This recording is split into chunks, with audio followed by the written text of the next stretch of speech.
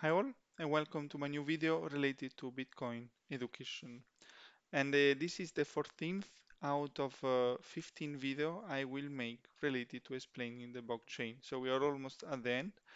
And in this video, I will discuss about the rule waiting to wait at least 6 blocks to avoid double spending.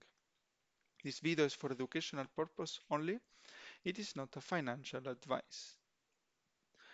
As always, these are the two books I'm referring to in order to provide the information related to the blockchain. As you can see also from the table that I think now you are used to see, we are almost at the end. It's the last technical video related to which is we have a problem and Satoshi Nakamoto found a solution. And the last video, in order to have a decentralized system, in the last video, we will have the conclusion related to blockchain. So at this, let's start as always with the summary where we are. At this point, we have transactions bundled in blocks and bookkeepers agree on the order of blocks that are propagating around the network. We have therefore eliminated the role of the third party in creating accounts, in maintaining and ordering the list of transactions. Furthermore, we have miners who are creating the blocks and containing the transactions. The miners incentivize via block rewards and transaction fees. We have also introduced the difficulty adjustment that makes sure that the programmed scarcity is kept despite the advanced technology and the increase of the hash power. Furthermore, we have set up blockchain to order the blocks, and we have the longest chain rule protocol to reach consensus. But we have now the last problem. Although the longest chain rule seems sensible, it can be used to create mischief in a deliberate double spend. We will see that the solution is about to wait 6 blocks. Here is how you could create a mischief in a deliberate double spend. First, you create two transactions using the same bitcoins, one payment to an online retailer and the other to yourself. Then you only broadcast the transaction that is the payment to the retailer. When the payment gets added in an honest block, the retailer sees it and send you goods. So in the block 101, there is the transaction of Bitcoin you send to the retailer. The retailer says in the blockchain and send you the goods. But then as step 4, you secretly create longer chain of blocks, which excludes the payment to the retailer and replace it with a payment to yourself. So you're sending the Bitcoin to yourself. As a step block 101, you can see in the picture to pay self. As step 5, you publish the longer chain. If the other nodes are playing the longest chain rule, they will reorganize their blockchain, discarding the honest block containing the retailer, replacing it with the longer chain you published.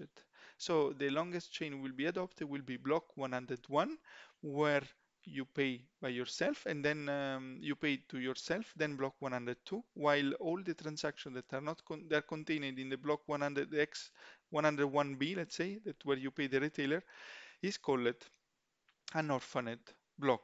And then what happened later? The original payment to the retailer will be deemed invalid by the honest nodes because those bitcoins have already been spent in your longer substitute chain. You will have received your goods, but the payment to the retailer will be rejected by the network.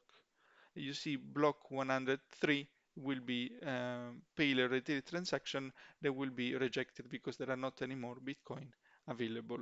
So therefore, the common advice for people receiving Bitcoin is to wait for the transaction to be few blocks deep, to have few blocks mined on top of it.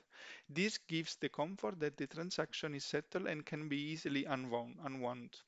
At this point, the amount of mining that has to be done to create competing chain longer than the existing chain is enormous, so rational miners would prefer to dedicate their hash power toward create legitimate blocks, receiving the block reward and transaction fees, rather than trying to subvert the network.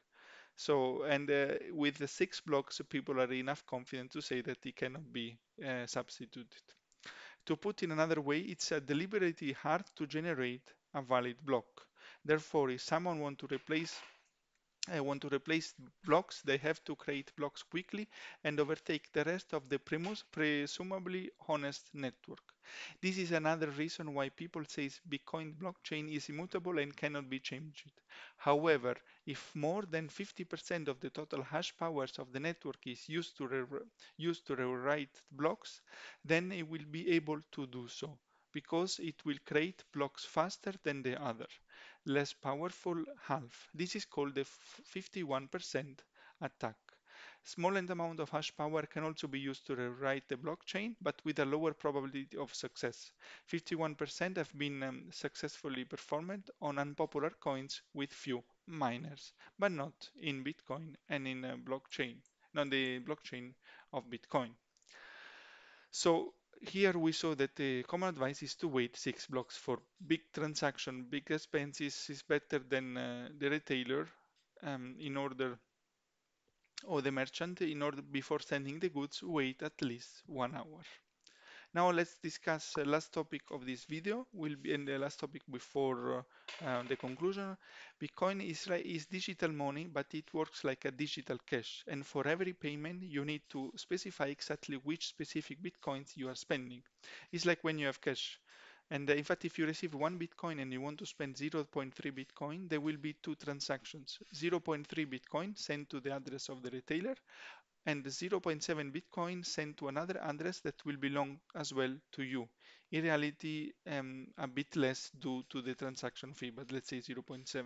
If the same as with cash, if you have a banknote of 10 euro and you want to pay 2 euro, you give the 10 euro and you get back 8 euro. With bank account, if you have 1,000 euro and you spend 15 euro, your account will be deducted by 15 and you will have 985, regardless which you took. Doesn't matter exactly which 15 euro have been used. But with Bitcoin, it's very important and you have to specify which you want to use. That's the last topic for this video. And this is the end of the 14th video. In the last 10 videos, it was step by step.